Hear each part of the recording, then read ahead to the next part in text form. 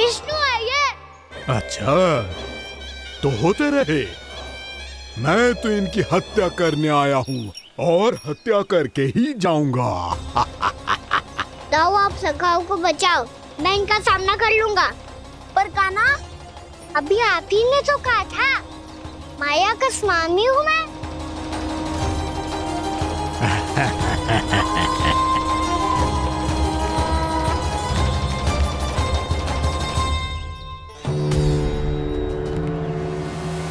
ये तो मथुरा का व्यापारी है। इसको अर्थ वो जो था वो सच में छलिया हो तो कहीं वो नंदमोहन तो ना पहुंच गो।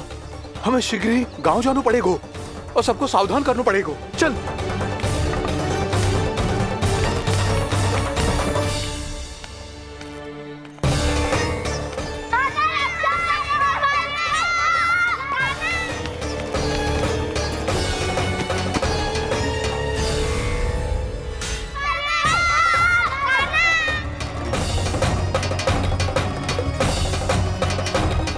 यदि तुम्हें लग रहा है कि मेरे छल के वार से बच गए हो, तो मुझसे भी बच जाओगे। ये तुम्हारी सबसे बड़ी भूल है कृष्ण। मेरे पास बहुत सारे मायावी अस्त्र हैं, जो क्षण भर में ही तुम्हें विष्णु लोक पहुंचा देंगे। तो फिर प्रतीक्षा क्यों कर रहे हो? बालक, मैं परिहास नहीं कर रहा हूँ। मुझे पता है, तभी तो कह रहा हूँ शीघ्र दिखाओ ना। मुझे तुम्हारे सारे मायावी अस्त्र देखने हैं। कैसे बालक हो तुम? मैं यहाँ खेल दिखाने नहीं आया हूँ। तो समय व्यर्थ क्यों कर रहे हो ब्रह्मासुर? जो करने आए हो वो ही करो ना।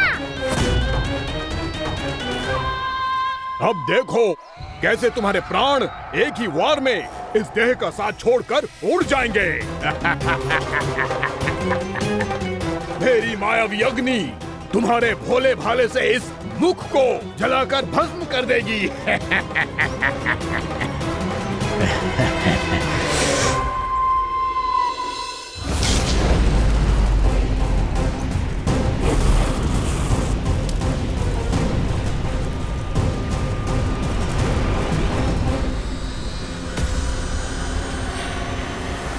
कह रही हो ब्रह्मासुर?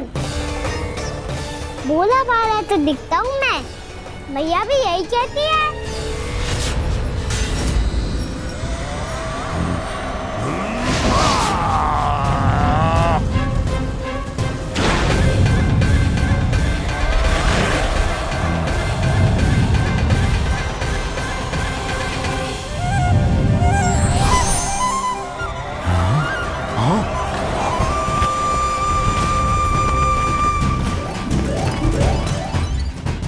आसन को उपहार देने के लिए बहुत बहुत धन्यवाद ब्रह्मासुर।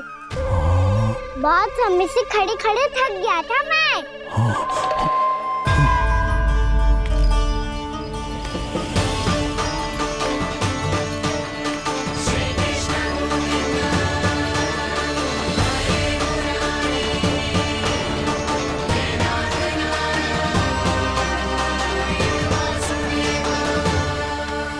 अगला अस्त्र दिखाओ ना। तुम्हारी यही जिज्ञासा आज तुम्हारा अंत करने में सहायक बनेगी मूर्ख बालक।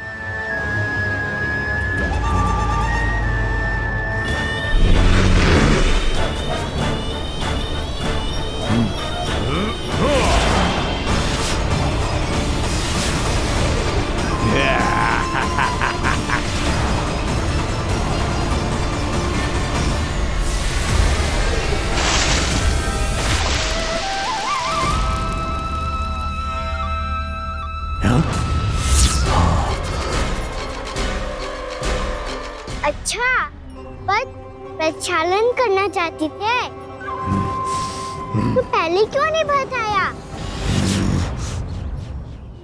मुस्कुराना बंद करो। तुम्हारी ये हंसी मुझे कांटों की तरह चुभ रही है। पर मैया तो कहती है कि मेरी मुस्कुराहट फूलों की तरह है।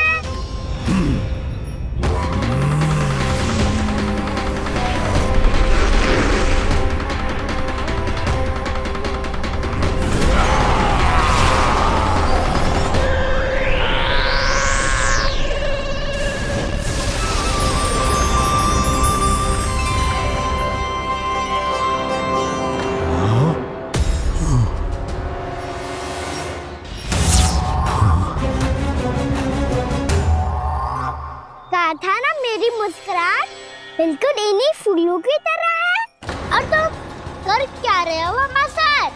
कभी आसन दे रहे हो, कभी पद प्रक्षालन कर रहे हो और अब फूल भी चढ़ा दिया है। तुम मुझ पे वार करने आए हो कि पूजा करने? तुम्हारी पूजा तो मैं अब ऐसी करूंगा कि तुम मृत्यु के बाद भी मुझे भूल नहीं पाओगे बालक।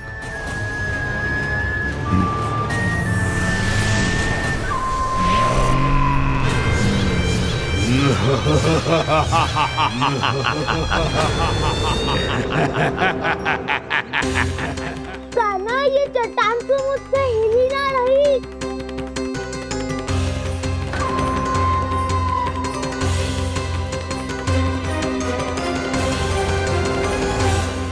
अभी कंदरा के अंदर कुछ क्षणों में ही प्राण वायु समाप्त हो जाएंगे।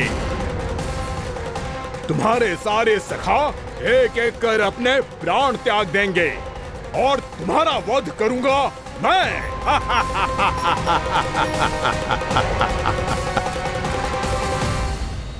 अरे सब जन बच के रहना।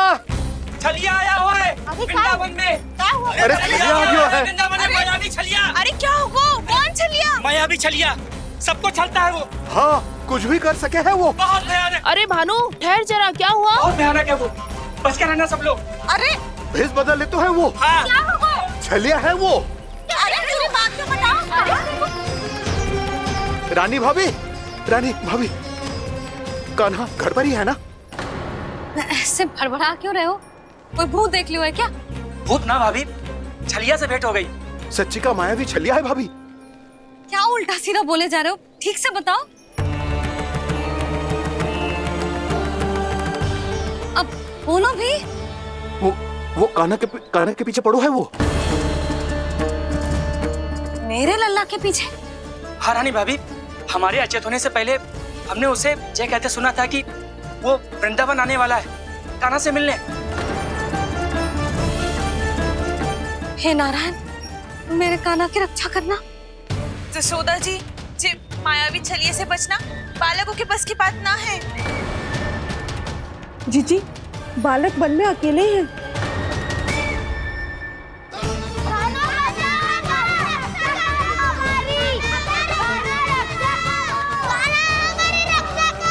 बलराम, हमें निकालो यहाँ से। कान्हा कहाँ? बचाओ, निकालो हमें यहाँ से। कान्हा हमारी,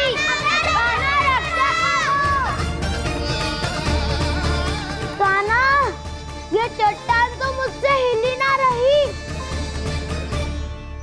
यदि मैं माया का स्वामी हूँ तो आप भी बल के स्वामी हो। ताऊ, अपनी क्षमता, अपना सामर्थ्य स्मरण करो।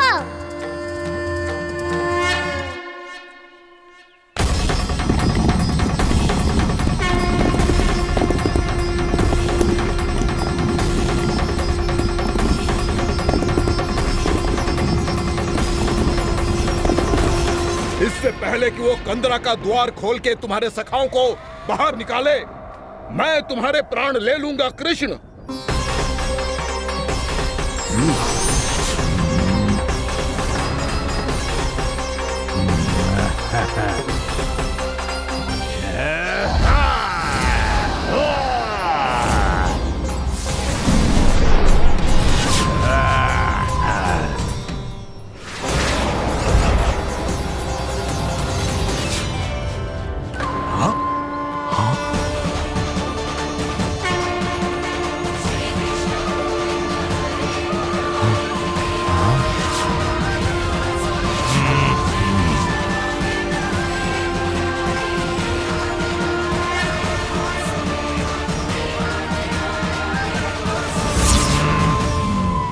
अब कितनी पूजा करोगे ब्रह्मासुर?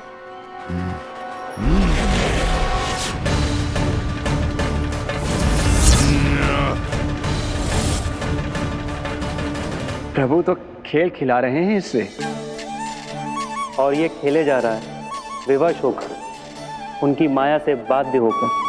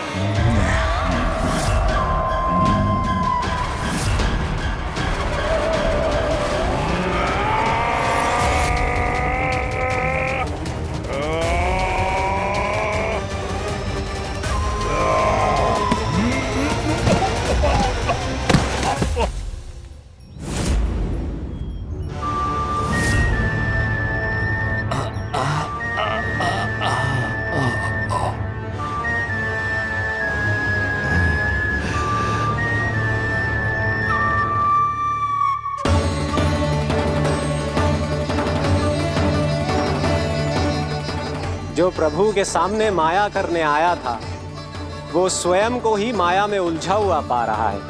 नारायण नारायण। लो, अब तो तुमने दंडवत प्रणाम भी कर लिया, माया भी कथा भी उपहार में दे दी। तुम चाहते क्या हो वामासुर? मेरी शरण में आना है क्या?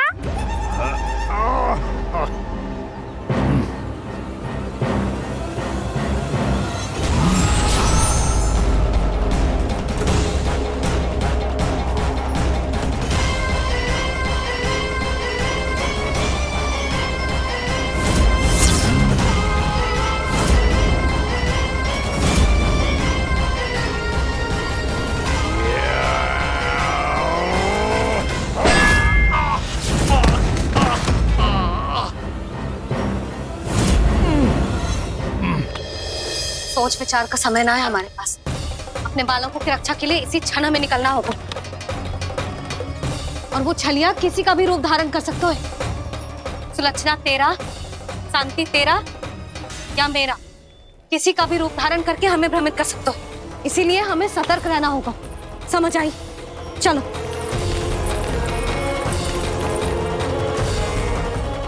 अभी भी समय है वामासुर, समय ले आओ।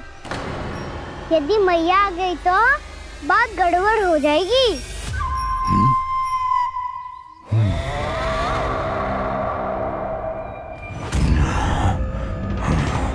मुझसे झूठ का कोई लाभ नहीं होगा। वामासुर, स्मरण करो तुम कौन हो? मायासुर का पुत्र हूँ मैं, अपने स्वामी महाराज कंस का सेवक हूँ और तुम्हारा हूँ मैं काल।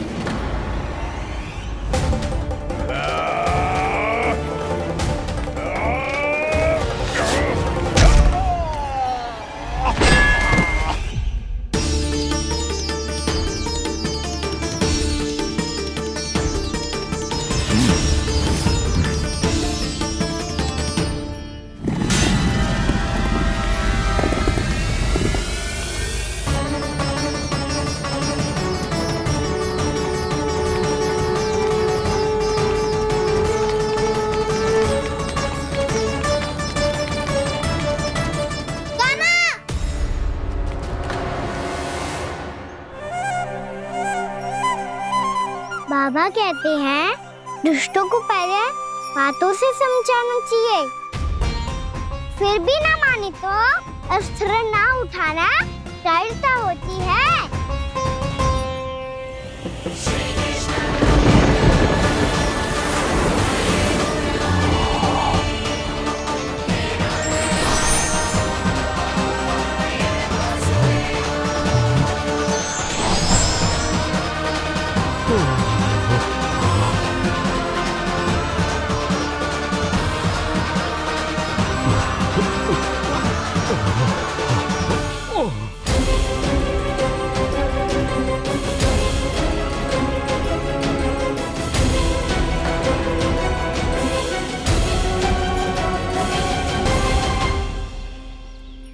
पता था मुझे, अपने बाबा के स्वरूप को हानि नहीं पहुंचाओगे। सही कही तुमने।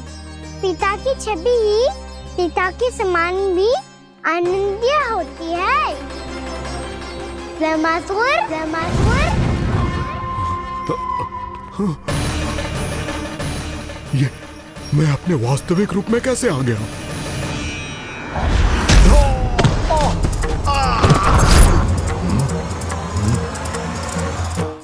मेरे बाबा का स्वरूप नहीं लेना चाहिए था तुम्हें।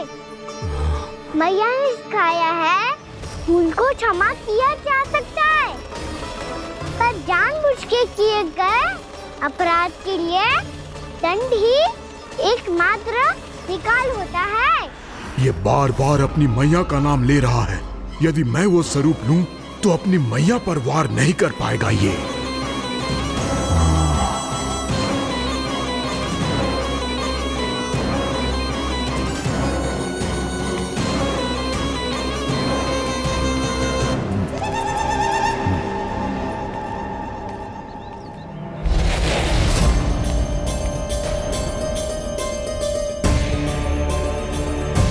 लल्ला, मैं तेरी मैया हूँ, अपनी मैया को मारेगा? बच गया। समझाया था पर तुमने एक बार फिर से मूर्खता कर ही दी।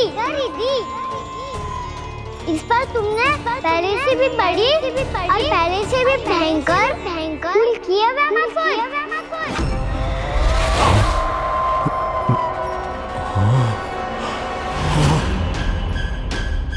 ये क्या हो रहा है मुझे? बार बार मेरा रूप क्यों बदल रहा है? ममता को समझे बिना अधिक समय तक मैया का स्वरूप हरण करके नहीं रख पाओगे वैमासुर।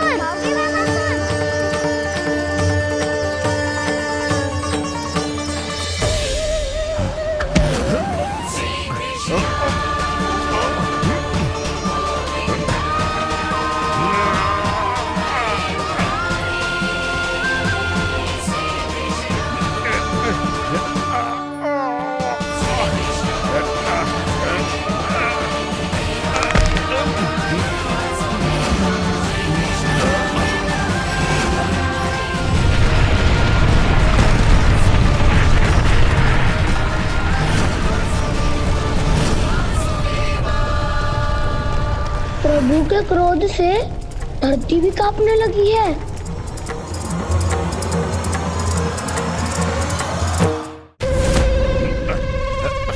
पुत्र को मारने के उद्देश्य से एक माँ का रूप लिया तुमने। ये ममता का और मेरी मैया का घोर अपमान है वैमासुर।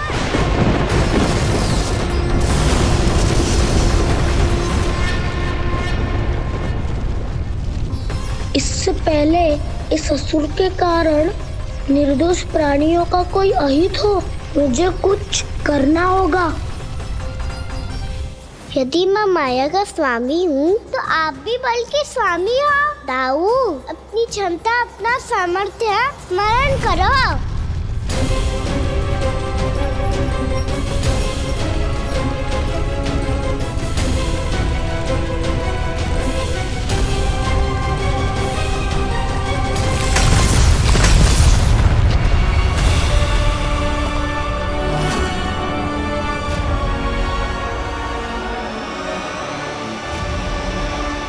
अद्भुत बल दाऊ, अद्भुत।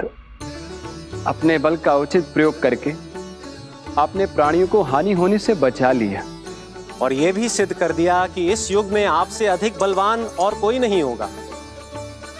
आज से आप बलदेव के नाम से भी जाने जाएंगे। आज से आप बलदेव के नाम से भी जाने जाएंगे। आपके चरणों का ये चिन्ह युगों युगों तक आपके बल की कथा कहता रहेगा। बलराम का चरण चिन्ह।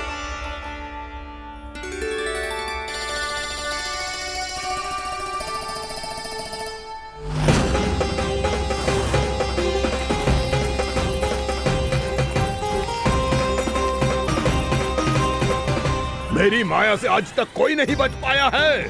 एक बार मुझे छोड़कर देखो, फिर पता चलेगा कि मैं हूँ कौन। पहले ये तो देख लो कि मैं कौन हूँ।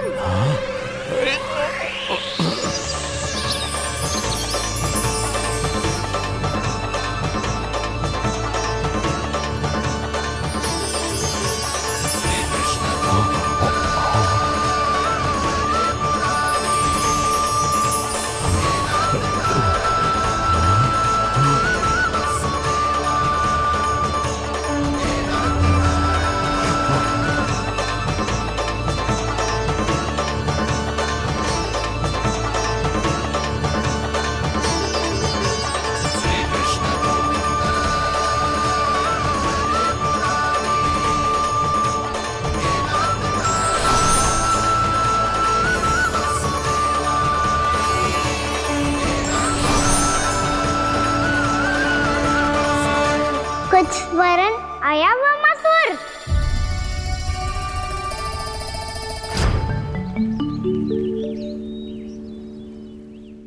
बहुत समय पहले की बात है। बहुत बड़े भूमाकर राज करते थे तुम्हें महान राजा भीमम के नाम से जाना जाता था। सब कुछ था तुम्हारे पास, पर शांति नहीं थी। इसीलिए शांति की खोज में अपना संपूर्ण राज अपने पुत्रों को सौंप कर मलय पर्वत की ओर चल दिए।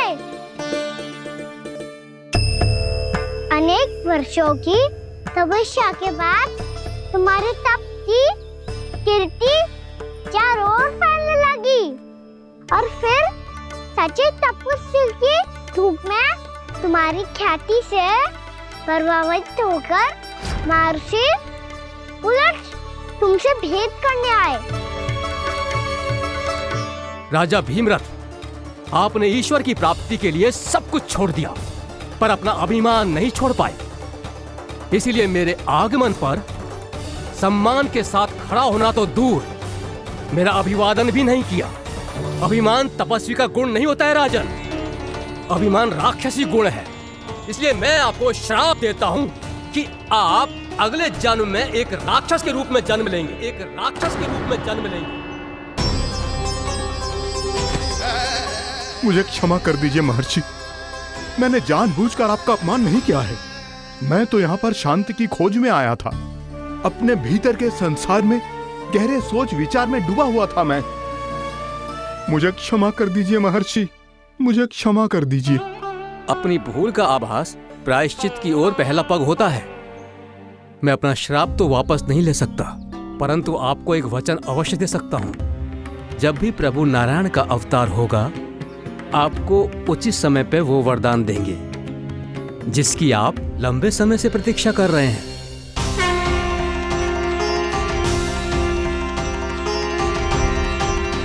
प्रभु, आपने मेरी आंखें खोल दी।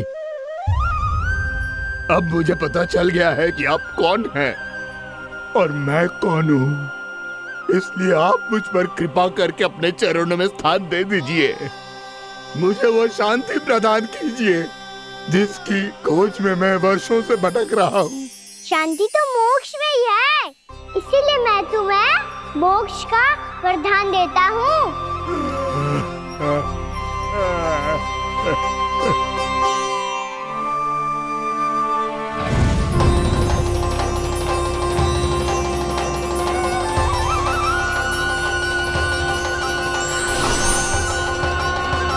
प्रभु की ये लीला सदैव स्मरण रखी जाएगी। इस स्थान को इनका आशीर्वाद मिलेगा और इस कंदरा को व्योमासुर की कंदरा के रूप में पहचाना जाएगा। भविष्य में अनेक ऋषि मुनियों की शरण स्थली बनेगी ये कंदरा।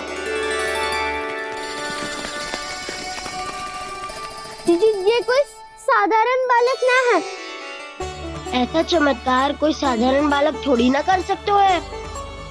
तुम सत्य कह रहे थे बलराम, गाना सच्चे में भगवान ही है। तभी तो सब देवता इसे बसाने और इसकी ओर से युद्ध करने आते हैं। तुम सब ऐसे आंखें फाड़ के क्यों देख रहे हो मुझे?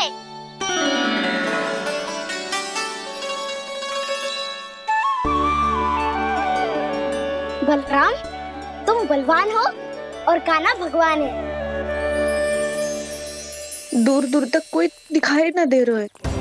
ना जाने किस हाल में होंगे बालक।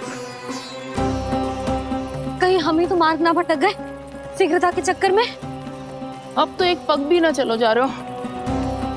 जल, किसी के पास जल है क्या? कंठ तो मेरा भी सूख रहा है मौसी। भाभी, निकट ही जमुना जी है, कहूँ तो वहाँ से जल ले आओ। मैं भी जा रही हूँ भाभी, एक से भले दो। हाँ चल, शीघ्रता से आओ। हाँ।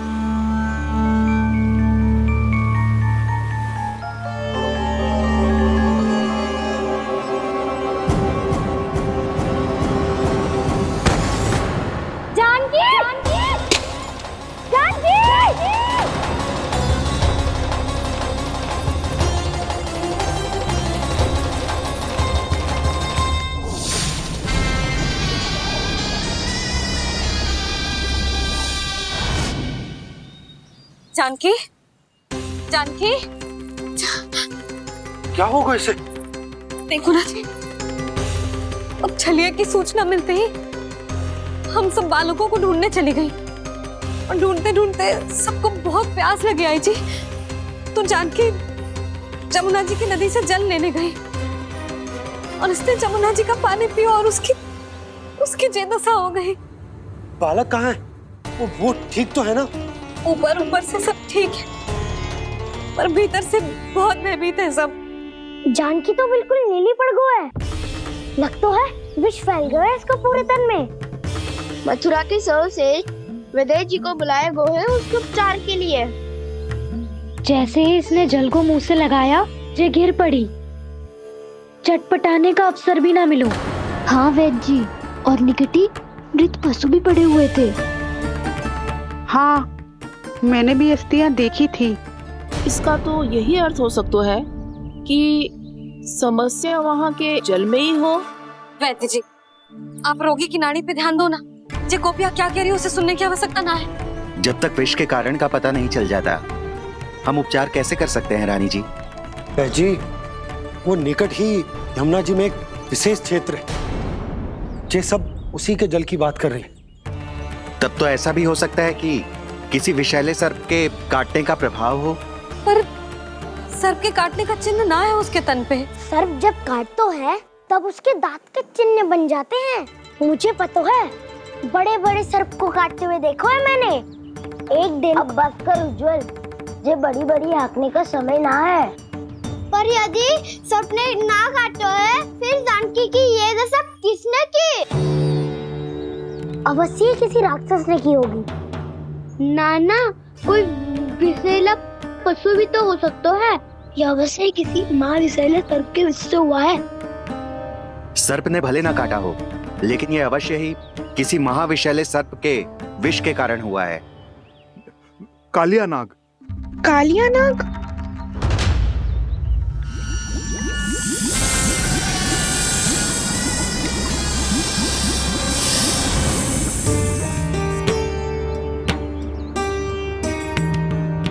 संकेतों से तो ऐसा लगता है कि जानकी ने कालिया नाग के क्षेत्र के विशाल जल पी लियो है। कालिया नाग एक लोक श्रुति है, कल्पना में गढ़ी हुई एक कथा, और कछु ना है। हमें जाके पता लगाना पड़ेगा। पर हमें वहां जाने से मना किया है ना बड़ों ने। उज्जवल सही कह रहे हो है। इस समय जानकी के स्वार्थ से अधिक महत्वपूर्ण और कछु ना है।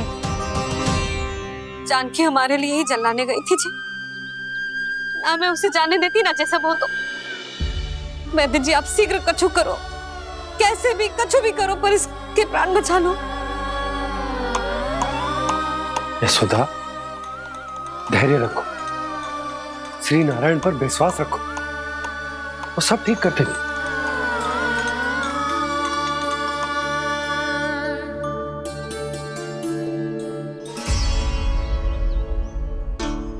विष की काट की मेरे पास जितनी जड़ी बूटी थी, मैंने सब अर्क बना के पिला दी, पर इसकी दशा में अभी तक कोई सुधार नहीं दिख रहा है। यह अंतिम जड़ी बूटी है। अगर इससे भी चमत्कार नहीं हुआ, तो फिर जो नारायण की इच्छा।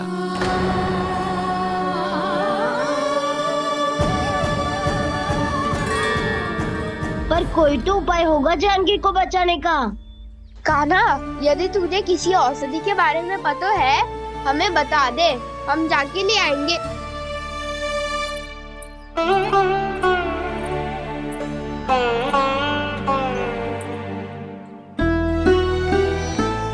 हे नारायण, हे प्रभु, मेरी जानकी के प्राण बचा ले प्रभु।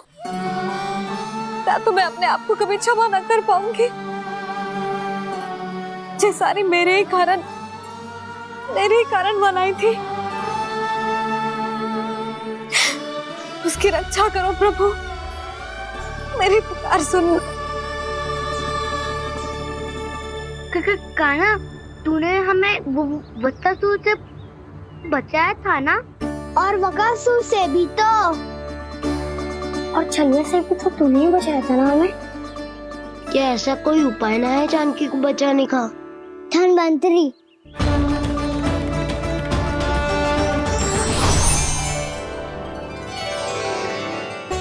मैं आ गया हूं प्रभु, चिंता मत कीजिए,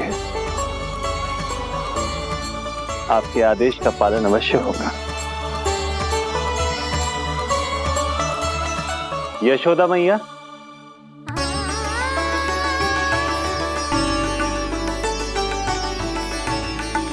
मैया आपको कोई पुकार रहा है।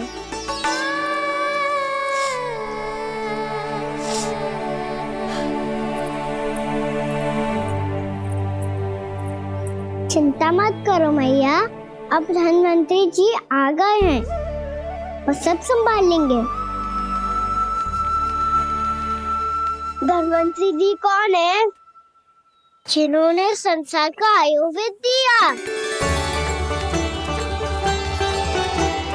आरोग्य के देवता, वे श्री नारायण के अवतार।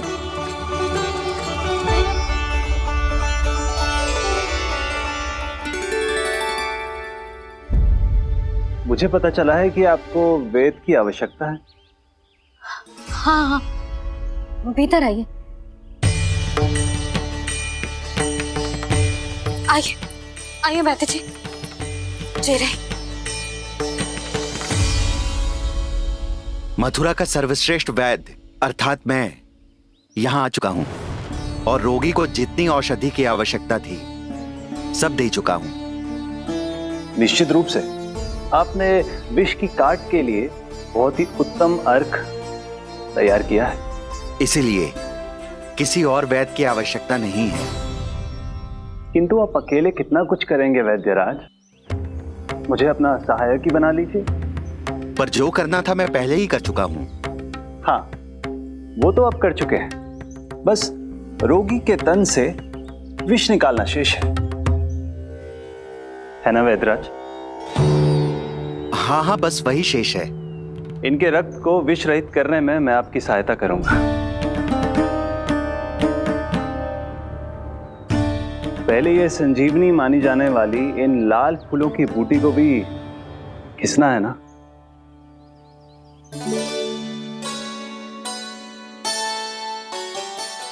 हाँ हाँ, तुम सही कह रहे हो, इसे अच्छे से घिसो।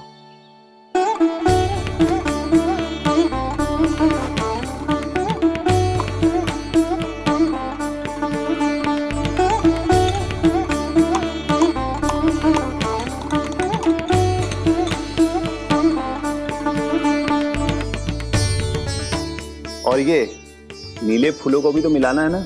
हाँ हाँ, अच्छे सहायक बन सकते हो तुम, ऐसे ही श्रम करते रहो।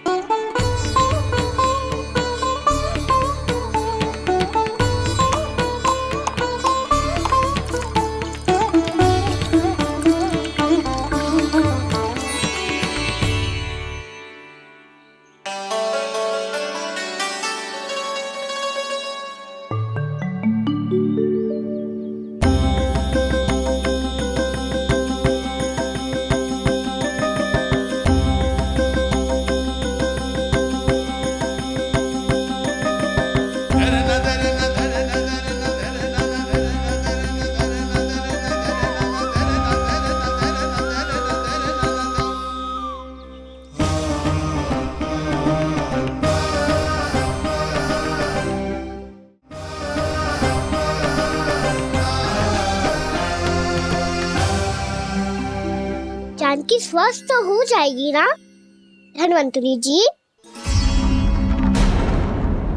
धन्वंतरी? प्रभु, अब मैं क्या करूं? आपने तो स्वयं ही मेरी पहचान उजागर कर दी। जी क्या करो कान्हा? आप सब ऐसे क्यों देख रहे हो? मैया कहती है ना, सभी वैद्य धन्वंतरी जी का ही रूप होते हैं। वाह कृष्णा, चतुर तो हो तुम। वैसे वास्तविक धन्वंतरी मैं हूँ, मेरा अर्थ है वास्तविक वैद्य मैं हूँ। ये तो मेरा सहायक है, मुझे पूरा विश्वास है बिल्कुल ठीक हो जाएगी। वैसे ही थोड़े ना मुझे मथुरा का सर्वश्रेष्ठ वैद्य कहते हैं लोग।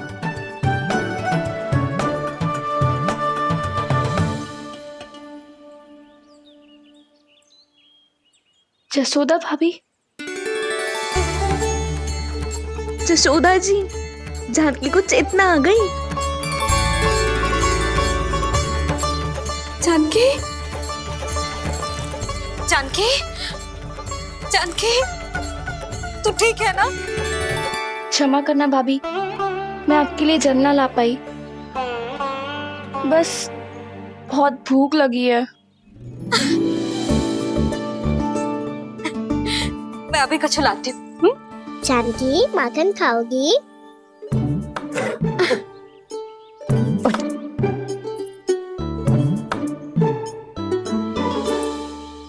आजा, तू ही खिला दे लल्ला।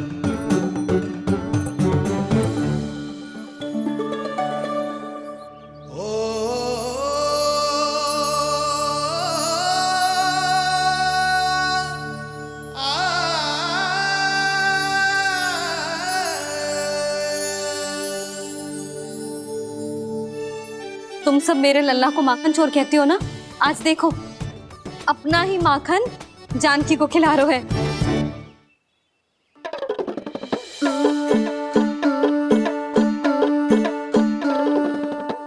थोड़ा और विश्राम कर लो। सदैव तुम हम सबकी सेवा करती हो, आज मैं तुम्हारी सेवा करूंगा। जानकी की जिज्ञासा तब हुई जब जय यशोदा काकी की सेवा कर रही थी, और अब देखो स्वयं भगवान ही इसकी सेवा कर रहे हैं। जानते हो इससे क्या सिद्ध होता है? जो भी यशोदा मैया की पूजा करेगा, अर्थात अपने माता पिता की सेवा करेगा, उनके साथ सम्मान से व्यवहार करेगा, ईश्वर स्वयं उसका ध्यान रखेंगे। कभी धन्वंतरी के रूप में तो कभी स्वयं कान्हा के रूप में। भक्त और भगवान का देखो कैसा ये अनुराग, स्वयं करे सेवा प्रभु, अद्भुत गोपी का भाग्य। प्रभु इन सब पृथ्वीवासियों से कितना घुल मिल गए हैं। ना तो ये प्रभु को भगवान मानते हैं और ना ही प्रभु अपने आप को इनसे सर्वश्रेष्ठ समझते हैं। अपने आचरण से ये सिद्ध कर रहे हैं कि ये सभी में हैं और सभी इनका ही अंश है।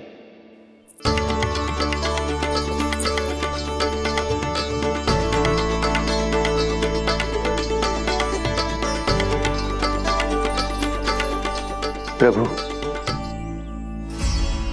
अब मुझे जाने की आज्ञा दीजिए।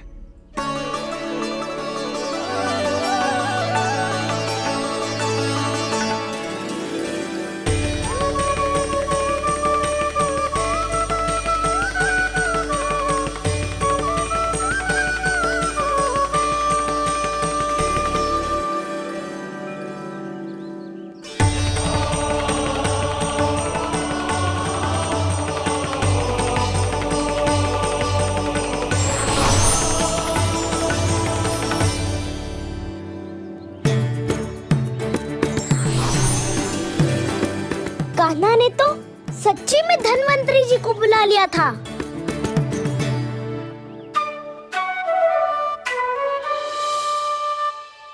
जब से कान्हा का जन्म हुआ है ना, मैं तब से देख रही हूँ, तब से हम पे कोई भी संकट आती है ना, तो अचानक से कोई अपरिचित हमारी सहायता करने आ जाता है, और जाते समय कान्हा की आज्ञा लेके जाते है, और कभी कभी तो इसे प्रभु बोल के जाते है। बाबा संभालो।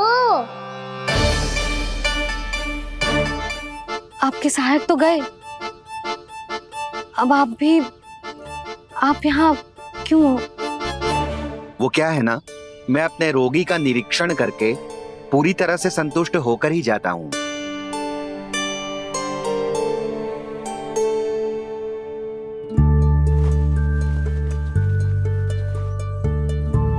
हाँ, संकेत तो अच्छे हैं, कल सुबह तक बिल्कुल ठीक हो जाएगी। धन्यवाद वैद्य जी।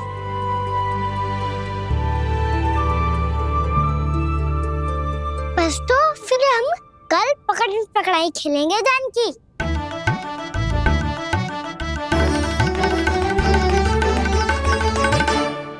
भानु, बंसी, जाकर उस क्षेत्र के चारों ओर बाड़ बनवा दो और वहां सूचना पट्ट भी लगा देना, ताकि जानकी के साथ जो हुआ है वो किसी और के साथ ना हो।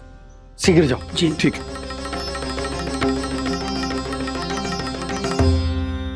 बाड़ और सूचना पट लगवाने से समस्या का समाधान नहीं होगा बाबा। निर्दोष पशु सूचना पट देखकर भी कुछ समझ नहीं पाएंगे।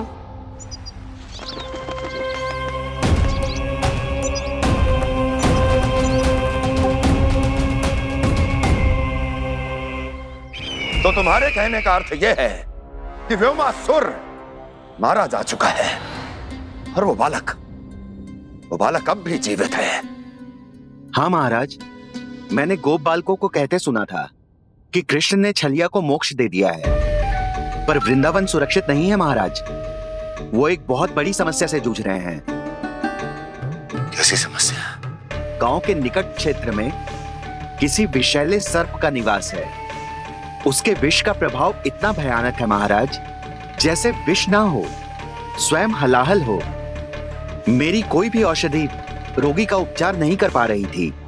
निकट के क्षेत्र में कहां है वो सर्प? गोप मानते हैं कि वो सर्प गांव के निकट यमुना नदी के जल में रहता है। मुझे तो लगता है महाराज, ये कालिया नाग की कथा कोई किंवदंती या लोक श्रुति नहीं, एक सच्चाई है, एक विषैली सच्चाई।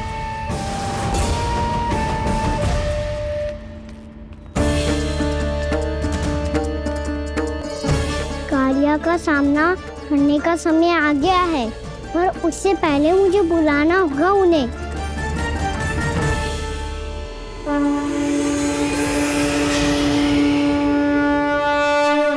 संसार के दारुण भय का नाश करने वाले, सभी कष्टों का हरण करने वाले, विश्व का समस्त ऐश्वर्य प्रदान करने वाले, कमल जैसे लोचन, मुख और चरणों वाले आजानुभुज श्री राम को मैं बार बार नमस्कार करता हूँ।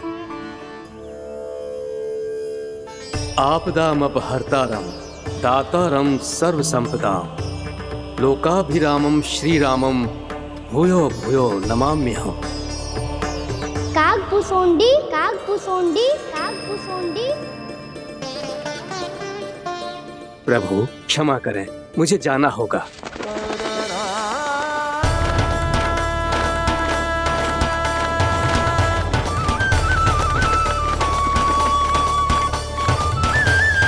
प्रणाम प्रभु।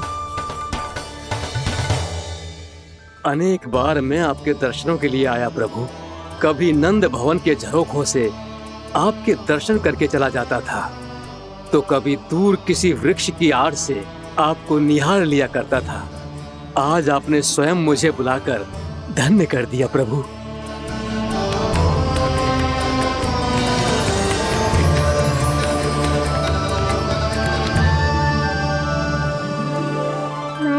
यहाँ एक विशेष कारण से बुलाया है। आपके श्राप से इस कालिया नाग को मुक्त करने का समय आ गया है। ये तो बहुत ही उत्तम समाचार है प्रभु। इतने वर्ष बीत गए, मुझे आज भी स्मरण है वो दिन जब मैंने उन्हें श्राप दिया था। अपने क्रोध पर नियंत्रण खोकर बहुत बड़ी भूल कर दी थी मैंने प्रभु। बीती हुई घटनाओं पर दुखी होके कोई लाभ नहीं है। हमें भविष्य की ओर देखना होगा।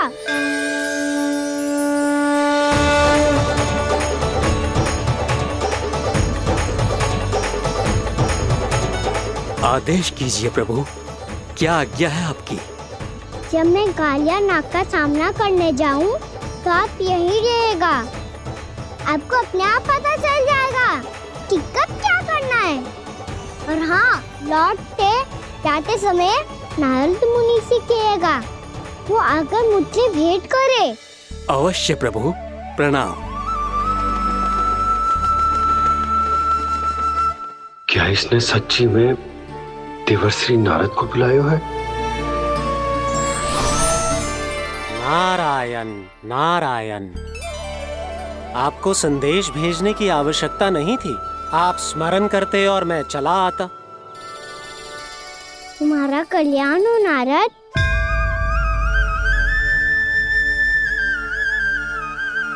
मैंने तुम्हें एक विशेष कार्य के लिए बुलाया है।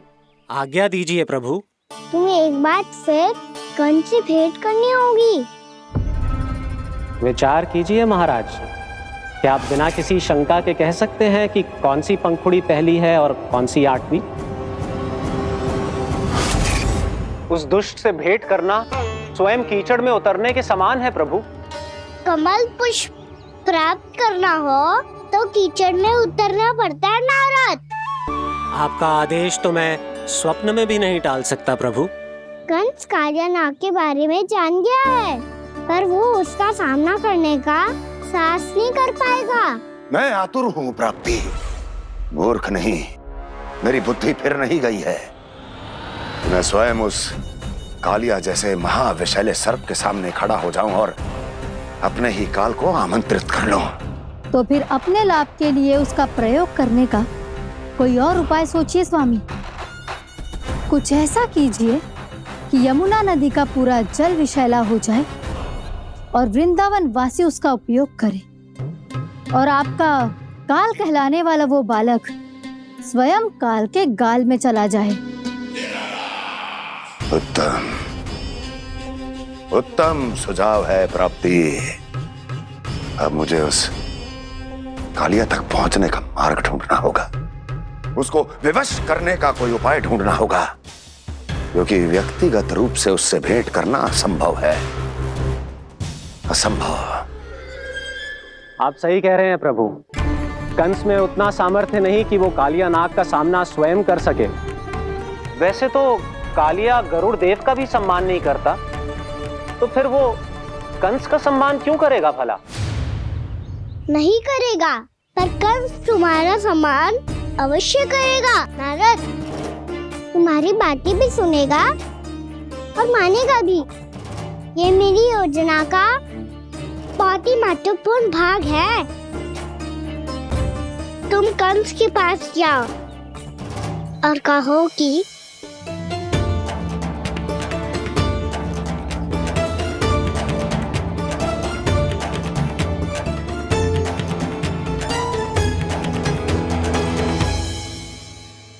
संतान अपने माता पिता को तीर्थ का सौभाग्य दिलाती, और मेरा लल्ला कितना महान कि उसने हमारे घर को ही तीर्थ बना दिया। ऐसा तीर्थ जहां मेरी आंखों के सामने भक्त और भगवान का मिलन हो रहा है। जो आज्ञा प्रभु।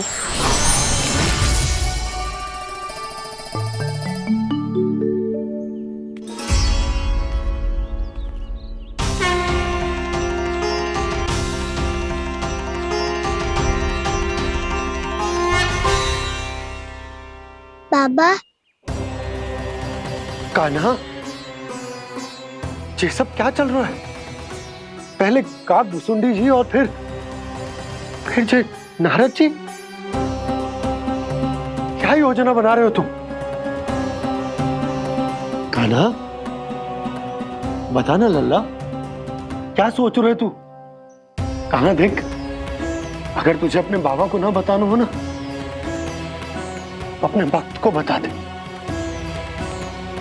क्या सोच रहे हो लल्ला? क्या करने वाले हो आप?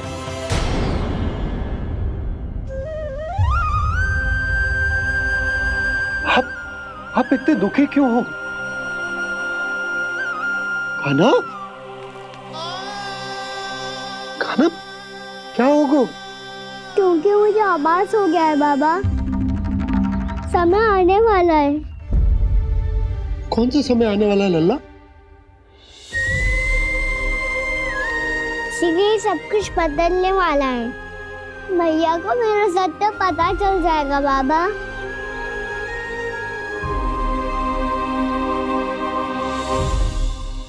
पर लल्ला, इसका काग भुसुंडी और कालिया नाग से क्या संबंध है? ऐसा क्या हुआ था? क्या होने वाला है?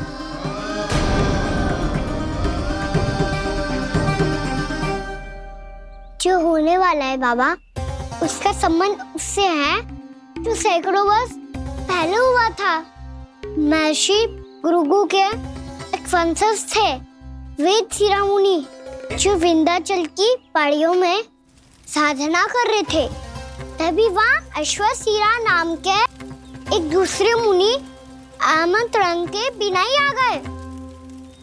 कितना सुंदर और शांतिपूर्ण आश्रम है। यहाँ प्रभु की साधना करने में बहुत आनंद आएगा।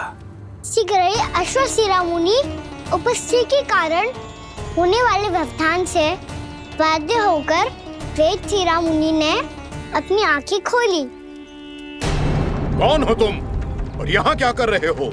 आपके आश्रम में बहुत शांति है मुनिवर। साधना करने के लिए बहुत ही उत्तम स्थान है ये। मैं चाहता हूँ कि मैं भी यहाँ। आप यहाँ साधना करना चाहते हैं, लेकिन इतना भी नहीं जानते कि किसी के आश्रम में प्रवेश करने से पहले उसकी आज्ञा लेनी चाहिए। आप ये भी नहीं जानते कि यदि कोई यज्ञ कर रहा हो तो बिना अनुमति के वहाँ प्रवेश करने से उसकी यज्ञ साधना भंग हो सकती है। आप क्या साधना करेंगे मुनि? आप तो साधना के योग्य ही नहीं हैं। इतना अपमान! एक मुनि के मुख से इतने कड़वे शब्द शोभा नहीं देते। मैं तुम्हें श्राप देता हूँ, जितनी विषैली तुम्हारी जिह्वा है उतने ही विषैले सर्प बन जाओ तुम। और ऐसा सर्प जो सांस भी ले तो निकट का वातावरण दूषित हो जाए। तुम्हारे इस दुस्साहस के लिए मैं तुम्हें श्राप देता हूँ कि तुम अभी इसी क्षण कौवा बन जाओ, और ऐसा कौवा जो कांव कांव करके अनर्गल प्रलाप करता रहे।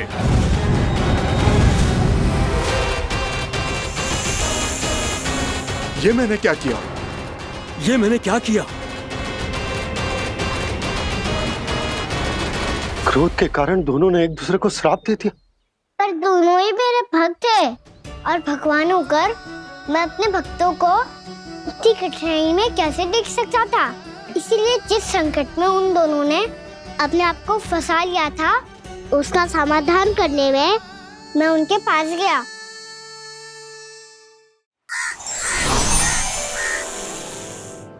देखिए ना प्रभु, ये क्या हो गया हमसे? हमारी रक्षा कीजिए प्रभु, मार्ग दिखाइए हमें। क्रोध पर नियंत्रण ना होने के कारण आप दोनों ने एक दूसरे को बहुत ही भीषण संकट में डाल दिया है। आप दोनों ही तपस्वी, तप के बल से दिए गए आपके श्राप को लौटाना भी संभव नहीं है। प्रभु कोई तो उपाय होगा, हम आपके शरण में हैं प्रभु। अपराध तो हमसे हुआ है प्रभु, पर अब आपसे ही आशा है। कुछ ऐसा कीजिए भक्त वत्सल, जिससे हम दोनों के श्राप का प्रभाव कुछ कम हो जाए। आप दोनों ही मेरे भक्त हैं, इसलिए आपकी पीड़ा का निवारण करने का एक उपाय है मेरे पास। वेद शिरोमणि, जब आप कालिया नाग बनेंगे तो आपको मेरे चरणों को अपने शीश पर धारण करने का सौभाग्य मिलेगा। और अश्व शिरोमणि, आप काग योनि होने के बाद भी आप श्रेष्ठतम ज्ञान और सर्वाधिक यौगिक सिद्धियों के स्वामी होंगे और प्रवचन दिया करेंगे। इसके बाद अश्वशिरा मुनि काक भुसुंडी बन गए, जिन्होंने आगे चलकर सेम गरुड़ देव को रामायण सुनाई। और मुनि वेदशिरा महर्षि कश्यप और देवी कैत्रियों के पुत्र कालिया नाग बनकर जल में। और अब वही कालिया नाग जमुना जी में, जिनके कारण जानकी के प्राण लगभग चले ही गए थे। अब कालिया नाग को उचित स्थान पर भेजने का समय आ गया है बाबा। पर ये तो अच्छी बात है कान्हा, वेदशिरा मुनि को दिया हुआ तुम्हारा वचन भी पूरा हो जाएगा, जमुना जी की शुद्धि भी हो जाएगी। इस सब के बाद भी तुम दुखी क्यों हो? क्योंकि इसके बाद मैया के सामने मेरा रहस्य खुल जाएगा बाबा। उन्हें पता चल जाएगा कि उनका बालक कोई साधारण बालक ना है। भविष्य में जो होने वाला है उसे सबके सामने घटने से रोकना मेरे लिए भी संभव ना होगा। मैया को सब पता चल जाएगा। क्या पता चल जाएगा रे मुझे?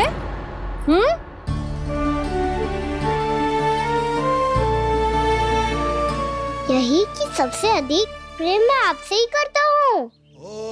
अब बस भी कर, चलो भोजन के लिए बुलाने आई थी तुम दोनों को। भूखा थोड़े ना रहने दूंगी अपने लल्ला को, मेरा लल्ला दुर्बल हो जाएगा ना। आप खिलाओगे तो ही खाऊंगा। हाँ ठीक है, मैं ही खिलाऊंगी। अब चल, आओ जी, चल।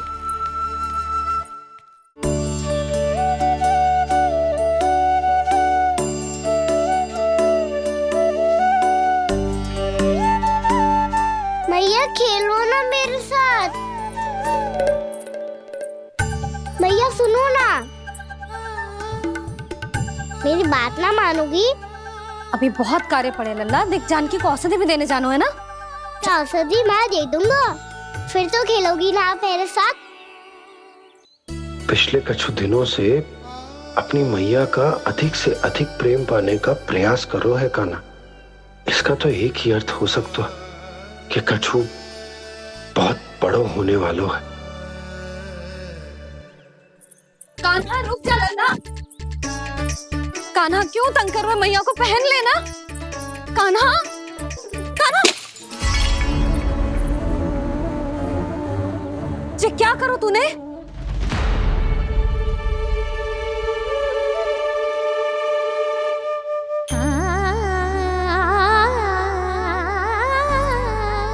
अच्छा ठीक है, अब मुंह लटकाने की आवश्यकता ना है। ये ले।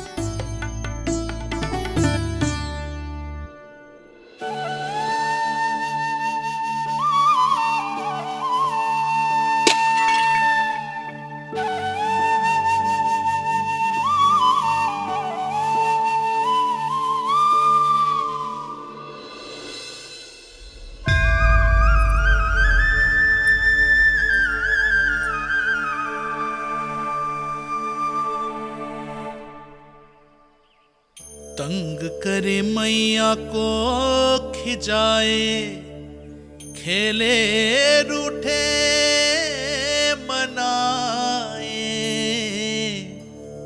लीला अनोखी करके शरारत, कान्हा दंड भी पाए।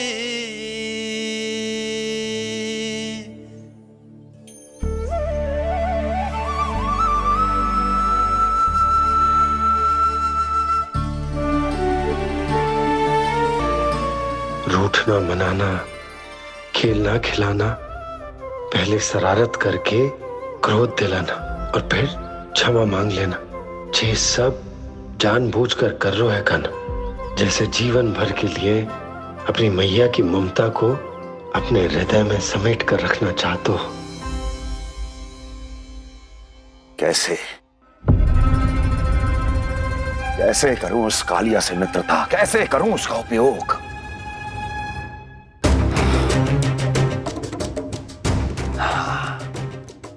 उस पर आक्रमण कर देता हूं और उसे किसी ना किसी तरह से यह विश्वास दिला देता हूं कि यह आक्रमण उस विष्णु अवतार ने किया है।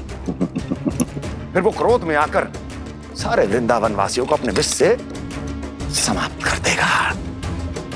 उचित है, ये उचित है। नारायण हरि, नारायण हरि।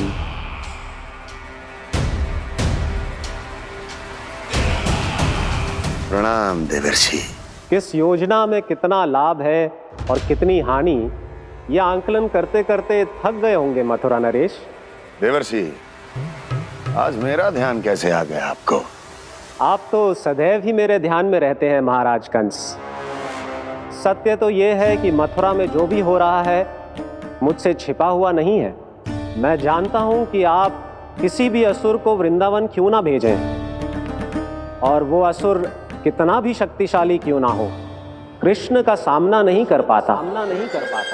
या तो पराजय स्वीकार करके आपके पास लौट आता है, या तो फिर वीर गति को प्राप्त हो जाता है।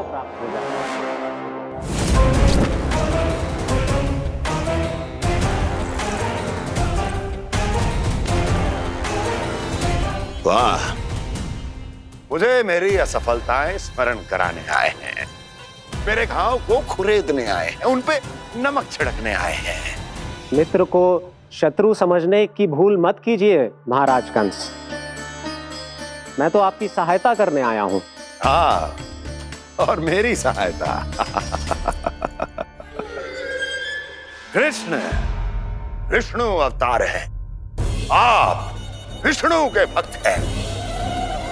मैं हूं विष्णु द्रोही, फिर भी तो आपके आराध्य को हानि पहुंचाना चाहता है, उसकी सहायता करना चाहते हैं आप। क्या आप निश्चित रूप से कह सकते हैं कि आप ब्रह्मांड के सभी नियमों को अच्छी तरह समझते हैं? अवश्य।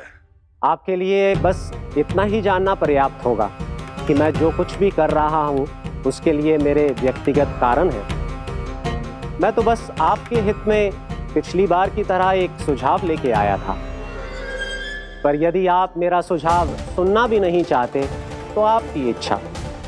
नारायण हरि, नारायण हरि। कारण चाहे जो हो, इनके पिछले सुझाव के कारण ही आज मेरे शत्रुओं की संख्या कम है। अन्यथा मैं देवकी के अन्य पुत्रों को भी जीवित छोड़ देता, और आज वो सब अपने भाई के साथ मिलकर उसकी शक्ति को अनेक गुना बढ़ा देते। ठहरिए देवऋषि।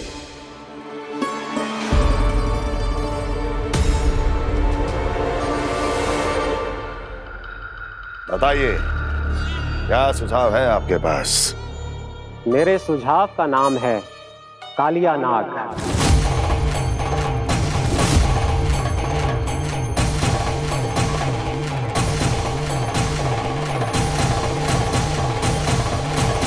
उसके विषय में मैं जानता हूं देवऋषि।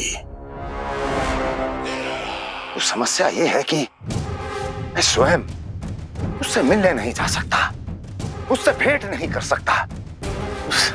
उस कृष्ण की हत्या के लिए उसको वृंदावन जाने के लिए तैयार नहीं कर सकता। तो मत जाइए उसके सामने, और ना उसे भेजिए कृष्ण के सामने।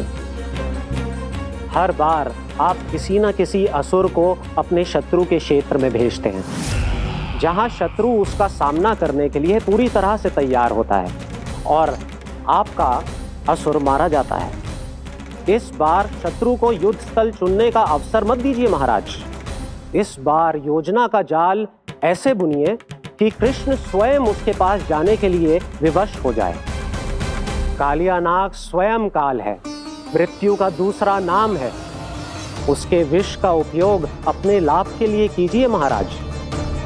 वैसे कालिया के विष की अधिकता का अनुमान तो होगा ही आपको।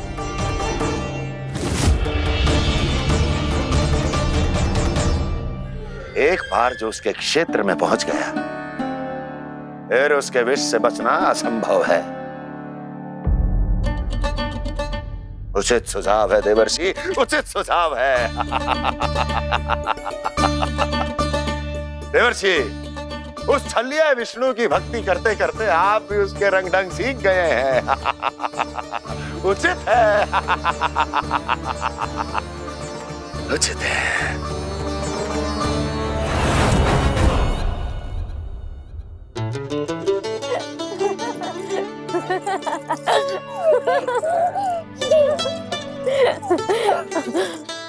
बस बस, बहुत आनंद ले लियो लला।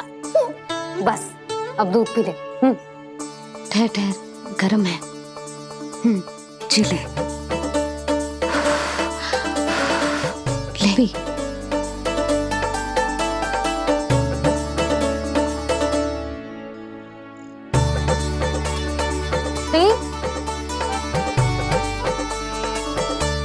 मैं ना होती तो ना जाने क्या हो तो तेरा।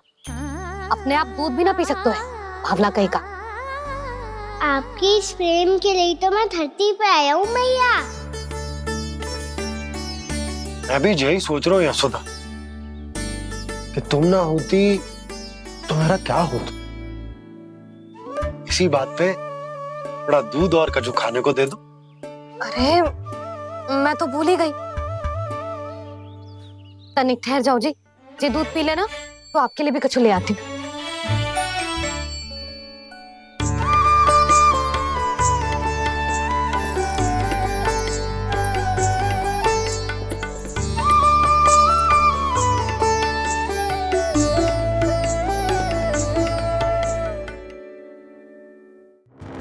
महाराज, आपकी आज्ञा के अनुसार बिल्कुल वैसा ही पत्र तैयार किया है जैसा आप चाहते थे।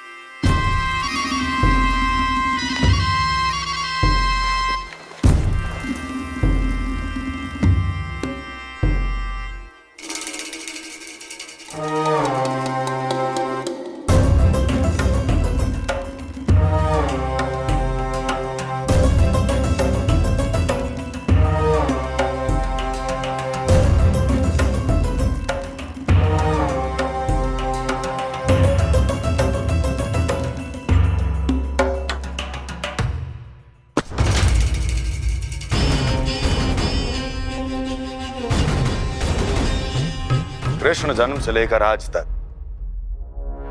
ये मेरी सबसे महत्वपूर्ण योजना है। इसका सफल होना निश्चित है दूत, किंतु केवल वही करना जैसा मैंने कहा है। जाओ।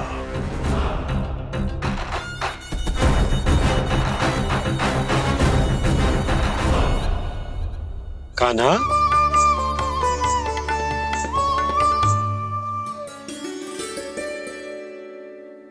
क्या होगा? बाबा, मैं चाहता हूँ कि मैया की स्वमता क्रिस्टल फ्रेम की वर्षा मुझ पे सरतेव ऐसे होते रहे। वो तो होती रहेगी लल्ला। अपने लल्ला के लिए किसी मैया का प्रेम कभी कम हो सकता है भला? नंदराज, वो मथुरा से एक दूत आयो है महाराज कंस का राजपत्र लेके।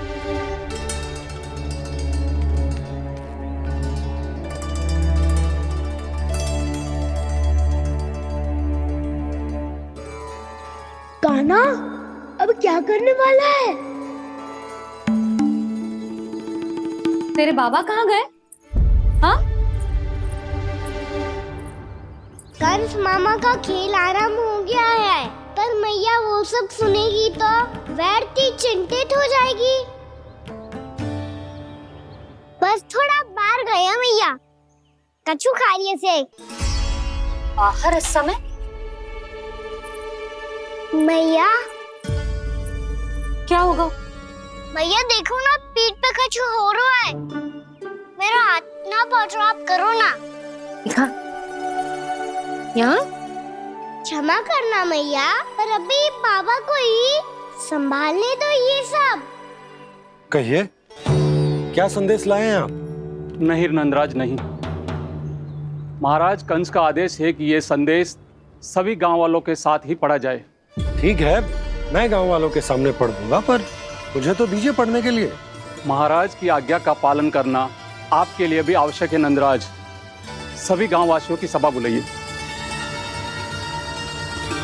बंसी, सभी गांव वालों की सभा बुलाओ। राजपत्र में ऐसा क्या संदेश भेजो है कंस ने? अब मेरे पत्र को पढ़कर सब भौचक के रह जाएंगे। और वो कृष्ण, उस कृष्ण के पांव के नीचे से तो भूमि खिसक जाएगी, आकाश फट पड़ेगा, बिजलियां गिर जाएंगी। प्राप्ति, ओ प्राप्ति,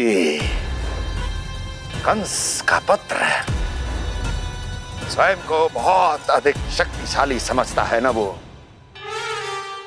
अब देखता हूं कैसे वो इस महासंकट का सामना करता है।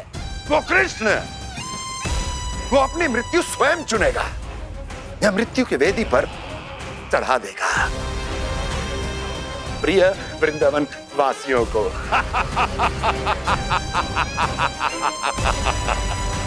अब आएगा आनंद प्राप्ति, अब आएगा आनंद। सबको इकट्ठा करवा के ही पढ़वाएगो। अवश्य ही कोई विशेष संदेश दिया होगा कंस ने। मैं भी यही सोच रही हूँ सुलक्षणा जी, कछु ना कछु तो विशेष है, पर जे हो क्या सकता है? हाँ, बात तो सही है। ऐसा क्या हो सकता है? सभी गांव वासियों के सामने कहा जाए, कछु तो विशेष अवश्य लग रहे हो। बाहर तक कोलाहल क्यों हो रहा है? मैया, मैया, अब क्या होगा? भैया देखो ना, सर पे कछु हो रहा है। लल्ला, नारायण ने तुझे हाथ दिए हैं ना? पीठ की बात अन्य थी।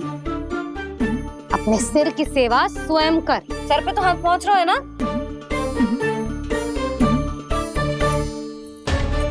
भैया सुनो ना, भैया देखो ना, तीव्र कर कछु हो रहा है। भैया देखो ना, तीव्र कछु हो रहा है।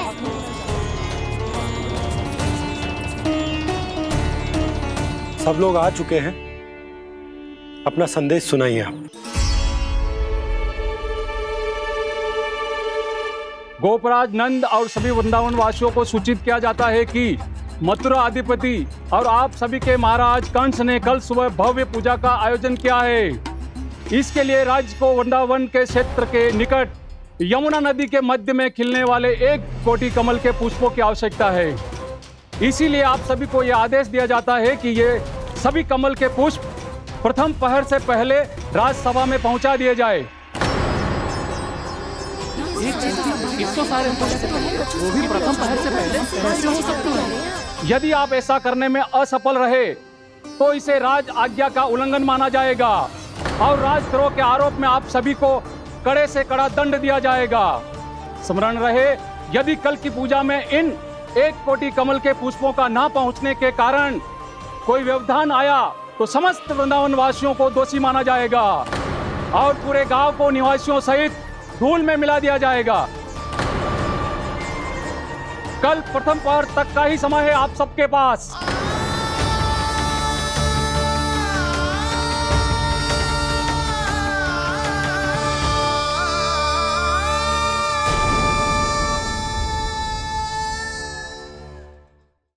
एक कोटि कमल पुष्प, वो भी कल प्रथम प्रहर में? ऐसे कैसे संभव है? और कोई साधारण पुष्प ना, यमुना नदी के मध्य खिलने वाले विशेष कमल के फूल चाहिए उन्हें। लेकिन यमुना नदी में तो कालिया नाग ने विष घोल के रखा है, तो फिर कैसे हो पाएगा? यह असंभव है। हमारी मृत्यु का संदेश भेजा राजा कंस ने। सदैव की भांति इस समस्या पर भी गांव के बड़े ही विचार करेंगे। बालकों का यहाँ होना उचित ना है।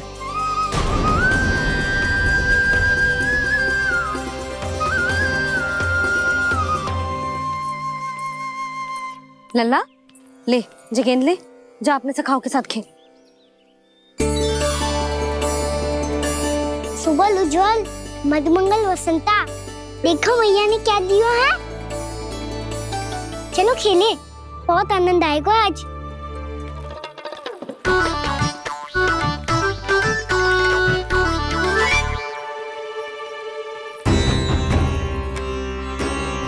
भानु, बंसी, जाओ और शीघ्र ही वो घेरे का कार्य समाप्त करो।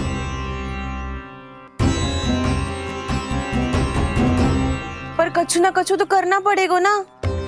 पर हम कर ही क्या सकते हैं? पुष्प लाने को और कोई उपाय है भी तो ना। मैं चला जाऊंगा जमुना जी में। वैसे भी मेरे जीवन के कितने दिन शेष बचे हैं।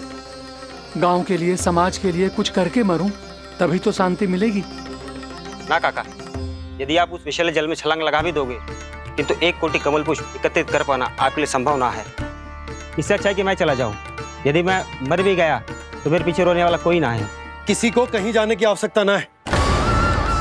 गोप नरेश होने के नाते ये मेरा कर्तव्य है कि मैं आप सबकी रक्षा करूं। नंदराज, आपको जाना है तो जाओ। हरिया, काका, भैया सब चले जाओ। लेकिन आपको पता है वहाँ का जल कितना विषैला है।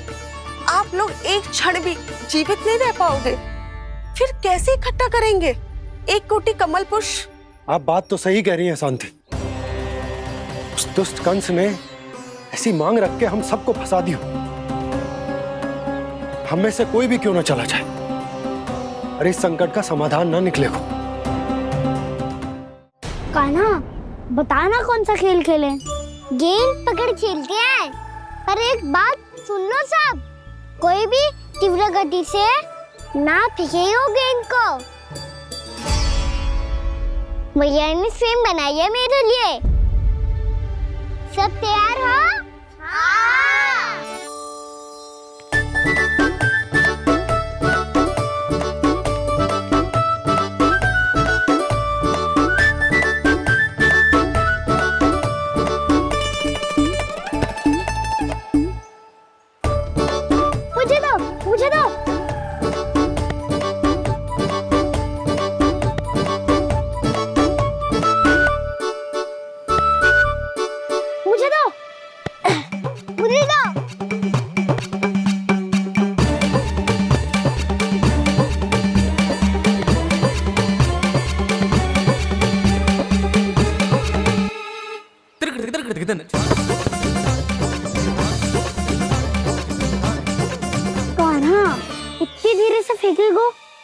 कैसे आनंद आएगा?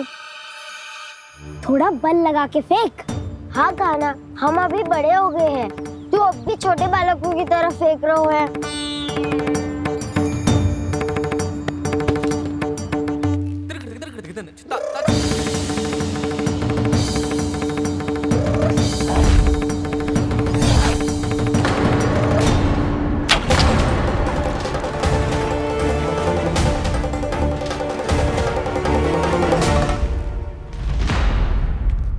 दीदी जी क्या करो कान्हा, गेंद तो डूब गई।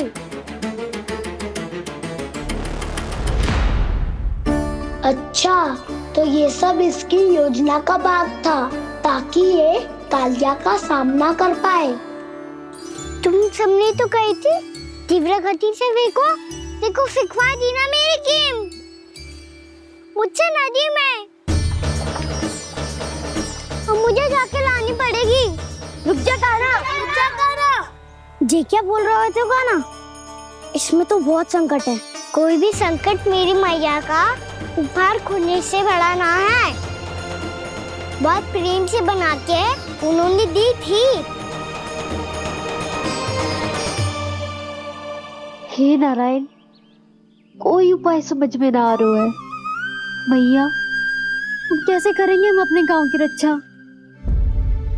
कीड़े पड़ेंगे उस दुष्ट को। यदि उसके कारण किसी के प्राण चले गए तो कौन सा फल मिलेगा उसे इस पूजा का? तुम सही कह रही हो यशोद। हमारे पास कोई और दूसरा विकल्प भी तो ना है। यदि हमने मथुरा की राज आज्ञा का पालन ना किया तो इसका दुष्परिणाम पूरे गांव को भुगतना पड़ेगा।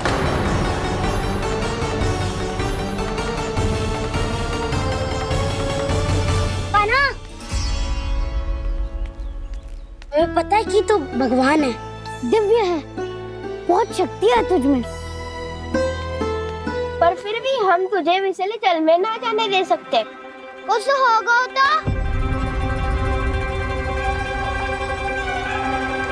तुम सब इतनी हट कर रहे हो तो ठीक है, ना जाऊंगा। गेंद कहाँ गिरी है, कितनी दूर गई है, ये तो देख लूं, ताकि उसे बाहर निकालने का कोई उपाय ढूंढ पाऊं।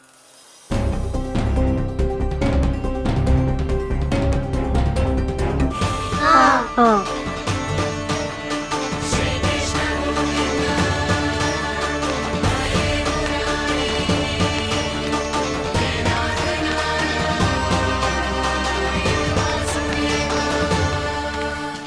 कान्हा की ये लीला तो समझ ही नहीं आ रही।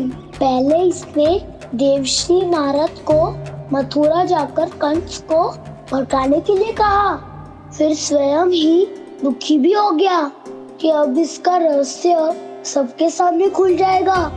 और अभी स्वयं ही तो इसने कहा था कि गेंद बहुत महत्वपूर्ण है, फिर स्वयं ही उसे नदी के विषैले जल में फेंक दिया।